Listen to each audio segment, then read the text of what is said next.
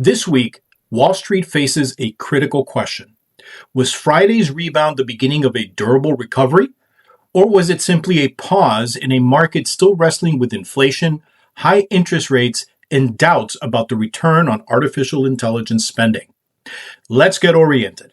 I'm Lazaro Ulloa, founder of Ulloa Financial, and this is your market compass for the week of August 3rd, 2026.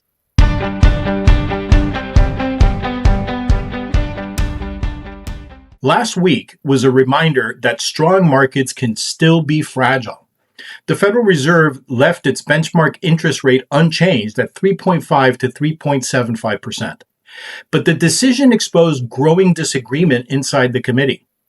Three policymakers favored a quarter-point increase as persistent inflation, higher energy prices, and resilient economic activity complicated the outlook. Markets initially tried to absorb the decision, but uncertainty surrounding the Fed's next move pushed longer-term borrowing costs sharply higher. The 10-year Treasury yield finished Friday near 4.75%, while the 30-year climbed above 5.2% during the week. That matters because higher long-term yields increase the cost of mortgages, business borrowing, and corporate investment. They also reduce the relative appeal of expensive growth stocks whose valuations depend heavily on profits expected far into the future. Despite that pressure, markets recovered by Friday. For the week, the S&P 500 and the Dow gained approximately 1%. The Nasdaq advanced about 1.6%, and the Russell 2000 finished nearly unchanged. But the headline numbers do not tell the entire story. Microsoft surged after reporting results that strengthened confidence in its cloud and artificial intelligence strategy. Amazon also rallied as stronger cloud growth suggested that at least some major technology investments are beginning to produce measurable returns. Apple, however, moved in the opposite direction after offering more restrained growth outlook. That divergence tells us the market is becoming more selective. Investors are no longer rewarding artificial intelligence spending simply because it's large. They increasingly want evidence that spending can translate into revenue, margins, and cash flow. And that is the central market thesis this week. The artificial intelligence story is not disappearing, but it is moving from the investment phase into the accountability phase. At the same time, higher Treasury yields are forcing investors to reconsider how much they are willing to pay for future growth.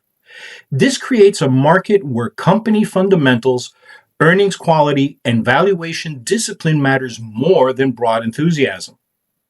Today, we kick off with ISM Manufacturing and Palantir earnings after the bell. Tomorrow, Tuesday, brings trade and job openings data. That's followed by Wednesday's ISM service report alongside earnings from Disney and Eli Lilly. Thursday gives us productivity and unit labor costs. All of that leads to Friday's main event, the July employment report.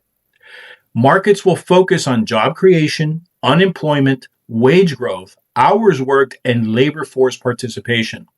A strong report could reinforce concerns that inflationary pressure will remain persistent. A weak report could revive concerns about economic growth. Geopolitical risk also remains relevant.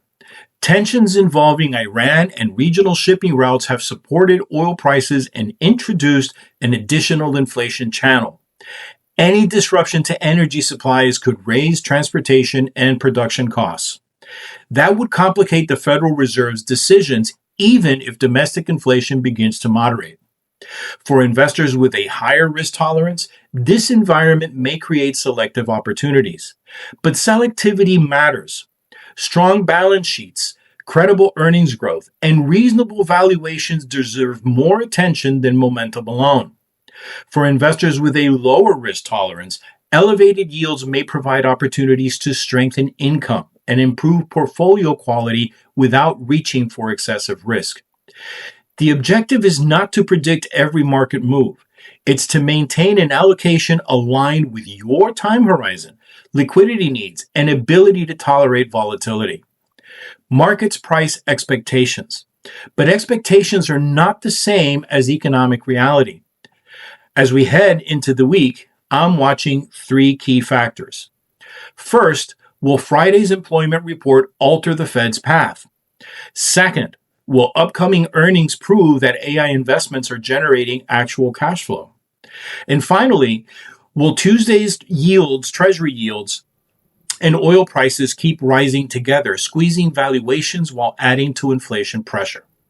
Stay focused, stay disciplined, and as always, stay oriented and elevate your legacy.